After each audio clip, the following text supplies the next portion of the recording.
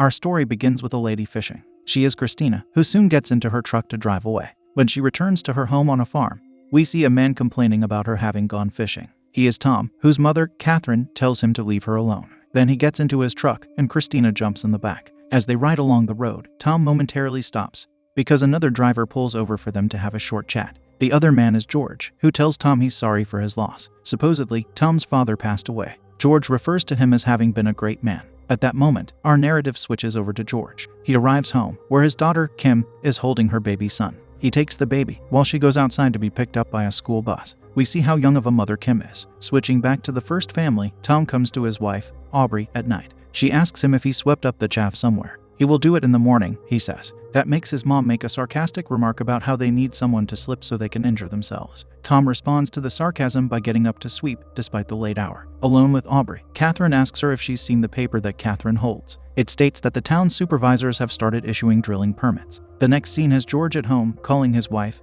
or ex-wife, Jill. He tells her they need help with hospital bills. We don't hear what she says to him, but the conversation soon makes him angry. After that, Christina occupies a dark room where she processes photos. She seems unhappy. We see that the photos she placed to dry are of an elderly man. He is likely her grandfather, who passed away. On the next day, a woman comes to George to pick up her car. She sees something on the receipt she doesn't like. George informs her the rear brakes needed to be replaced. It was supposed to be $25, but he says that's for the inspection. As he goes on to talk about some more things, she tells him to stop lying. All she has is $50 to give him. At that point, he starts saying he has a family. However, that doesn't stop her from telling him to take the $50 or else she will report him. Following this, Tom works on the tractor with his mom present. She tells him how to do something, though he says he's done it before. Soon he tells her they have to go big or get out. He mentions them getting more crops to keep their farm prosperous. Otherwise, they will be forced to put a for sale sign on their field. For some reason, such a statement upsets Catherine. If his father were still alive, he would not have liked hearing that, she says. She also tells him they haven't recovered from their losses from shutting down their dairy production.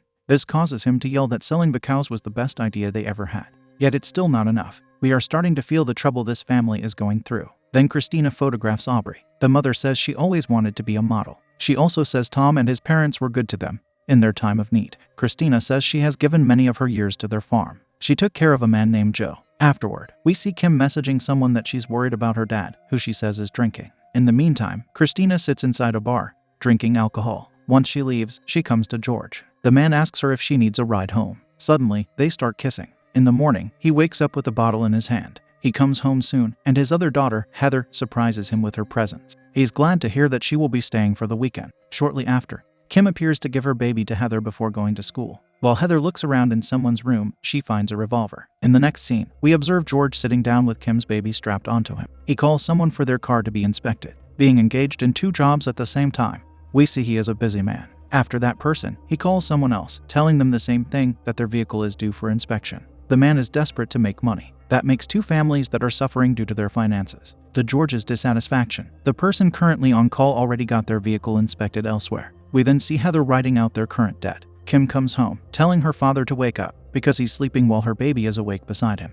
He could hurt him, she says. George tries to assure his daughter the boy can't even crawl yet. Soon they get a knock on the door. A man introduces himself as Eddie Drake from Patriot Exploration. He approves of George's property, and says he noticed the sign stating it's for sale. He informs the man who is desperate for money that they could pay up to $12 per acre. He wants to know if George is interested. We don't get to see the farm owner's response. Following this, Catherine sells their crops at their small shop. Eddie comes to her too. She instantly tells him she's not interested. Being a salesman, he starts talking to her anyway. She has the perfect response to people who don't listen to her the first time. She mentions her shotgun in a way that implies her threatening to use it on him. All he can do is leave upon hearing that. Subsequently, Christina comes to see George. The moment she arrives is the moment Heather comes out to hug her. Despite appreciating Heather's presence, Christina makes an uncomfortable smile, probably because she wanted to be alone with George. She ends up telling them that Catherine has invited them for dinner. They both agree to it. The next scene shows us dinner taking place outside. Aubrey asks Heather how college is going. George answers for her by saying she's doing great, at the top of the class. She also made the softball team. George's garage work also gets brought up. It makes the man somewhat uncomfortable. Catherine switches the topic to tell him that his wife leaving the land for him is a real opportunity. But Heather says they've been out of the farm business for a long time. Since that is the case, Catherine wants to lease the land from them. George wants to know how much they'll pay for it. Tom proposes $200 per acre. Then we see Aubrey with Kim and her baby. Aubrey feeds him from a bottle. Kim tells her she hates pumping because it makes her feel like a cow. The girl could give her son formula, Aubrey suggests. If she had to do it again, that is how she would do it with Christina. We learn Aubrey was around Kim's age when she had her daughter. She knows how hard it can be. We also learn that Christina never met her father. Back at the dinner table, George tells his friends they're not understanding the problem, that the world is leaving them behind. At home, George expresses his disapproval of Catherine to Heather. His daughter says the woman is just concerned. She also asks why he didn't tell her his garage work isn't doing well. He can't lie to her, because he leaves the bills lying everywhere in the house. George firmly says the other family cannot help them. To save money, Heather talks about some of the things they could stop doing, like having cable. A perfect example soon enters, in the form of Kim being occupied on her cell phone. Heather taps on her device, saying they could easily get rid of that. Shortly after, Heather goes to sit on her bed, showing how difficult it is for the lady to deal with their current situation. It prompts her to take out a razor to do something disturbing. Later, George comes to Christina in the field, and they start getting intimate. Once they are done, he asks her if she did more submissions this week with her photos. She did some in New York, plus one in Chicago. That segues into him asking her where she wants to go. After she mentions some places, he reminds her that she told him she would leave when Joe passed away. Christina then works in the dark room again, where she processes a photo of George. The man now works at a restaurant, cleaning the floor. It's quite an unusual position to see him in. At night, Christina places mail in the Dolan mailbox, which is her family name. Perhaps the next day, George looks at a paper from Patriot Exploration. He is considering taking Eddie's offer. At another time, we observe the two families at an amusement park. They are particularly fond of the demolition derby. Watching cars slam into each other is the most fun they have had since the story began. Soon, Catherine gets upset over something, telling her family to leave. Back at her home, Aubrey sits with Kim's baby, while Kim sleeps nearby. As Catherine comes in, she tells Kim to go home. On the next day, Catherine retrieves mail from the mailbox. Several big trucks pass her by. Their arrival does not seem to bode well for her. 1 year later, drilling takes place. We can safely assume it is the result of George having sold his farm. It looks like it causes trouble in the air, because Kim coughs at home along with Heather. The latter has to close the window. Our attention is brought to a slime that the drilling encounters. It might play an important role in events to come. After that, Christina visits Heather in a treehouse. They talk about certain past events they both shared. Heather asks if Tom still comes there with Aubrey. Christina doesn't think so. She takes a photo of Heather and says she started submitting to galleries. She hasn't heard anything back yet, but Heather assures her she will. We learn that Kim graduated. Heather, though, has lost her grant. That made them incapable of affording her college. The family is in a lot of debt. Heather is trying to look into online courses, yet their internet is very bad. All Christina can say is that Heather is a great woman who will get through the hurdles in her life. After Heather kisses her, the pipes break underground where the drilling took place. It causes a bubbling in the water. Following this, George watches a flame from a distance. Catherine does too. She drinks from her cup, only to spit it out because something in the air must have settled inside. This drilling is certainly making their life more difficult. Then Catherine tells Christina this wouldn't have happened if Joe was still alive. Christina replies that George's family didn't have a choice. According to Catherine, there's always a choice. She thinks when she passes away, Tom will sell the farm too, unless she leaves it to Christina. Yet the lady doesn't want it. Catherine guesses that Christina would rather engage in her photography instead. It prompts Catherine to start telling her about a time when she used to travel with Joe. They would go to the bullfights. She says there is a place in the ring that is like a sanctuary for the bull. It feels protected there. The point Catherine makes is that Christina thinks her photographs are separated from her farm life. But in truth, she sees Christina's love of the farm within her photos, which is like that sanctuary place for the bull. If Christina leaves the farm, she will lose herself. As a result, her photography will suffer. The next scene has Tom working on his car with Aubrey. He accidentally shuts the hood on her hand, making her scream in pain. That's another problem the family can add to their list. At night, Heather and Kim watch a flame being emitted into the air. This time it's green. Something doesn't feel right about it. At home, Aubrey tells Tom she doesn't think she can work due to the injury he gave her. The man encourages her to squeeze his hand. While she does it, she doesn't have the strength to make him feel it. Her fingers are numb. Her daughter comes in to tell her she should take a day off from work. Tom disagrees with that, causing Christina to firmly insist that Aubrey should. Christina goes to the restaurant where George works. She briefly watches him before leaving. We see Kim's baby is now bigger. As time goes by, the families are getting sicker. Catherine has to vomit in the field. On another day, she catches Heather getting her mail. She gives an attitude to the young lady, even though nothing is her fault. It makes Heather badmouth her before walking away. At that moment, Catherine starts telling her that Kim will be gone soon, like Heather's mother. Also, someone will fall in love with her dad, a hypothetical person who she insults because she thinks George made a mistake selling his farm. What will happen to Heather, she asks. She thinks the girl has a lot of potential. She coughs while saying it. Catherine adds that she could teach her how to manage the business, which she could run alongside Christina. Coming home with the mail, Heather informs her father they got a letter from Patriot Exploration. George gets excited because he thinks it could be their first royalty check. However, upon opening it, all of his excitement evaporates. He thinks there has been a mistake. Heather looks at it to agree with him. Therefore, she goes to give the company a call. As she talks to someone from there in another room, worry looms over George and Kim. The latter's eyes even become misty. Our focus rests on George to show how dumbfounded he is. After the phone call, Heather tells them it's stated in the contract that they can be charged for several fees, like transportation, for instance. This troubles all of them a great deal. Kim summarizes their situation. They're ruined. She yells that they will receive hardly anything for all the annoyances they went through. Once Kim leaves, George cries, saying this check was supposed to save them. Heather doesn't have a response for him. While Heather showers, she thinks of kissing Christina. She also engages in more of that disturbing activity she did earlier. We then observe Catherine working,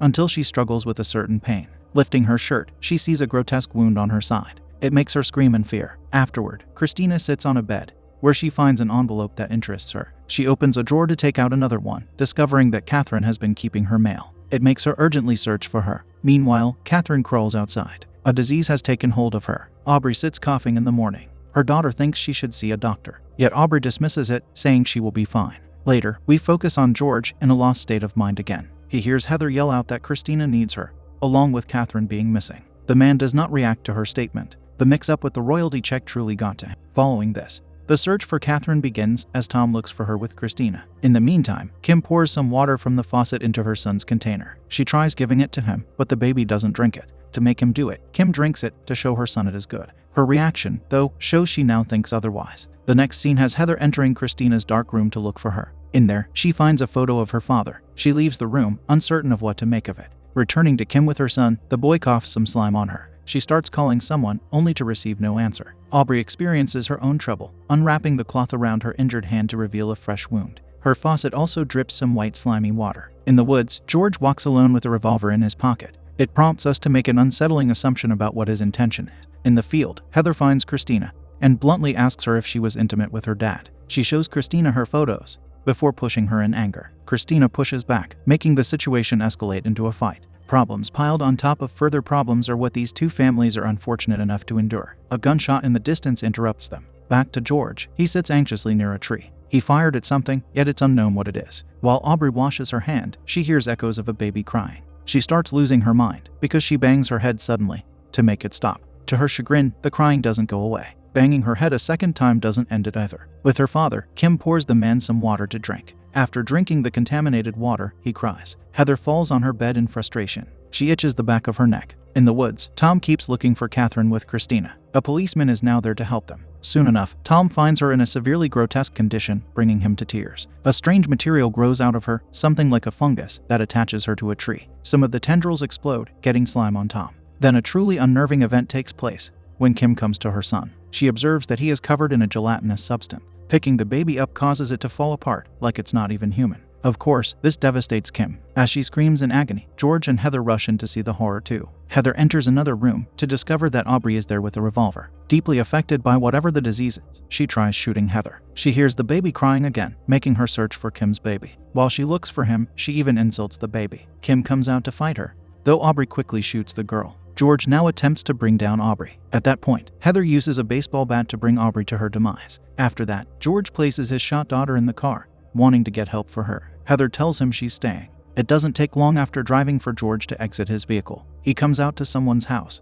but struggles to keep standing. A man comes out with a gun to observe George lying on the ground. He also sees Kim in the car with the fungus growing out of her. Readying his gun, the man gets knocked down by George. He chokes the man, momentarily seeing himself as he does it. George stops doing it only when it appears like the man is no longer breathing. Heather then comes to Christina, who tells Heather to listen to the ambience. She says this because she hears neither birds nor bugs. There is an unnatural silence surrounding them. In the next scene, the duo is at home. Christina grabs the gun Heather gave her. She opens the front door to see Tom there. One image shows us he is deformed with the fungus, while another shows him being normal. It's uncertain which of them is the real one. Christina, however, sees the deformed Tom. It causes her to fire a bullet into his head. She panics, not believing what she has just done. Shortly after, the surviving duo walk inside the woods to arrive at the treehouse. In there, Christina tries to comfort Heather. Strange, frightening noises are happening all around them. Unexpectedly, Heather gets an image of being healthy in the field on a sunny day. Christina is there with her. In reality, Heather crawls away from her friend. She stands up to tell her that something wants her to eliminate Christina. Hearing those threatening words prompts Christina to flee for her life.